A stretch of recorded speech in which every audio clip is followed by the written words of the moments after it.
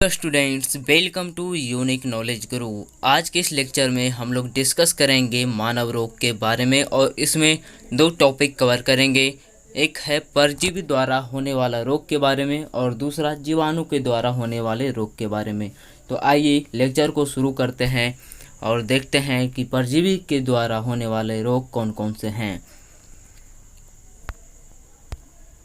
तो आप यहाँ पर देख सकते हैं, पहला जो है रोग यहाँ पर मलेरिया है और ये मलेरिया रोग से प्रभावित अंग है तिल्ली एवं आरबीसी और इसका परजीवी का नाम है प्लाज्मोडियम और इसका वाहक मच्छर है मादा एनाफ्लीज। और मलेरिया के जो लक्षण हैं वो है ठंड के साथ बुखार यहाँ पे आता है। और दूसरा है पायरिया रोग।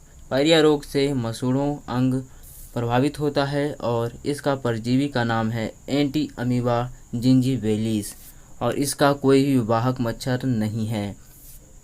पायरिया रोग के लक्षण के बारे में बात करें तो मसूड़ों से रक्त का निकलना है। और तीसरा बीमारी है सोने की बीमारी। सोने की बीमारी से मस्तिष्क अंग प्रभावित होता है और इसका जो परजीवी है ट्रिपेनोसोमा है और इसका जो वाहक मच्छर है सीसी मक्खी है। सोने की बीमारी का लक्षण है बहुत नींद के साथ बुखार आता है। और चौथा रोग है पेचिस।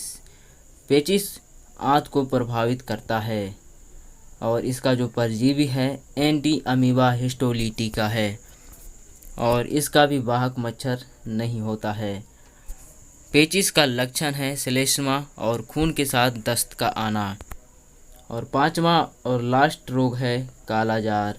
कालाजार से जो प्रभावित होता है अंग वो है अस्थिमज्जा और इसका जो परजीवी का नाम है वो है लिस्मैनिया डोनावानी और कालाजार का जो वाहक मच्छर है वो है बालू मक्खी। और कालाजार के जो लक्षण हैं वो तेज़ बुखार है। तो अगर तेज़ बुखार आए सिर्फ तो समझ जाइए कि आपको कालाजार हो गया है और इसमें आपको डॉक्टर से जल्द मिलने की सलाह दी जाती है। आइए अब हम बात करते हैं जीवाणु के द्वारा होने वाले रोग के बारे में। तो जीवाणु के द्वारा होने वाले जो रोग हैं यहाँ पर पहला है टिटनेस। टिटनेस बीमारी तंत्रिका तंत्र को प्रभावित करता है और इसके जीवाणु के नाम है क्लोस्ट्रीडियम टेटेनी और इसके जो लक्षण हैं तेज़ बुखार, शरीर में ऐंठन, जबड़ा का बंद होना। दूसरा है हैजा बीमारी। हैजा बीमारी से आंत का प्रभावित होता है और इसका जो जीवाणु का नाम है वो है विब्रियो कॉलेरी और इसका जो लक्षण है हैजा बीमारी का वो लगातार दस्त और उल्टियाँ आती रहती है इसमें। और तीसरा जो बीमारी है टाइफाइड। टाइफाइड से भी आंत अंग प्रभावित होता है। यहाँ पर ध्यान देने योग्य बातें हैं स्टूडेंट्स की हैजा और टाइफाइड ये दोनों से ही आंत अंग प्रभावित होता है, लेकिन इसका जो जीवाणु नाम है अलग अलग है। हैजा का है विब्रियो कॉलेरी और टाइफाइड का है साल्मोनेला टाइफी और इसका जो लक्षण है ये भी अलग अलग है। हैजा में जहाँ लगातार दस्त और उल्टियाँ होती है वहीं टाइफाइड में तेज़ बुखार, सिर दर्द, पेट दर्द एवं त्वचा पर चकत्तें होती है। चौथा बीमारी है क्षय रोग।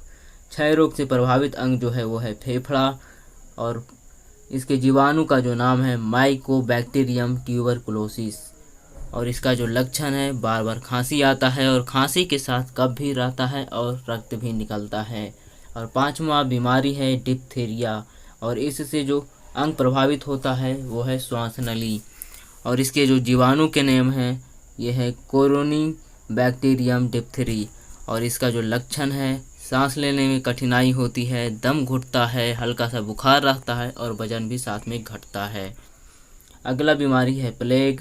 प्लेग से जो अंग प्रभावित होता है वो है फेफड़ा, कानरव, दोनों पैर के बीच और जीवाणु के नाम इसके हैं पास्चुरेला पेस्टिस।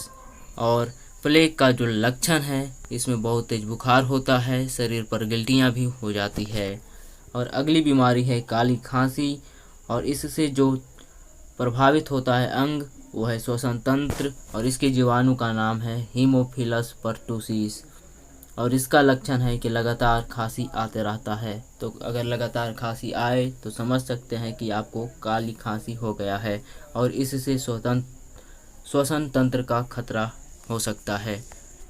अगला है निमोनिया। निमोनिया से जो अंग प्रभावित होता है वो है फेफड़ा, और फेफड़ा तो प्रभावित होता है, और इसका जो निमोनिया का जीवाणु नाम है यह है डिप्लोकोकस न्यूमोनी, और इसका जो लक्षण है तेज बुखार है और फेफड़ों में सूजन भी हो जाता है।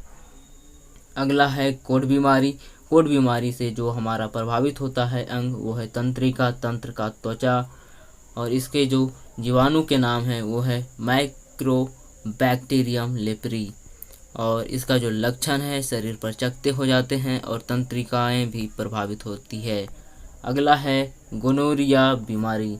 गोनोरिया बीमारी से जो प्रभावित अंग होती है वो है मूत्र मार्ग, और इसका जो जीवाणु का नाम है नाइसेरिया गोनोरियाई, और इसका जो लक्षण है यह है मूत्र मार्ग में सूजन आ जाता है। अगर मूत्र मार्ग में सूजन आए तो समझ जाइएगा कि गोनोरिया बीमारी हो चुका है, और इससे प्रभावित होता है मूत्र मार्ग। अगला है सिफिलिस बीमारी। सिफिलिस बीमारी से शिश्न अंग प्रभावित होता है, और ये बहुत ही खतरनाक हो सकता है। मूत्र मार्ग और शिश्न अगर प्रभावित होता है ये दोनों अंग तो इन दोनों अंगों को सुरक्षित रखने के लिए ध्यान देना जरूरी है कि गोनोरिया बीमारी और सिफिलिस बीमारी ना हो।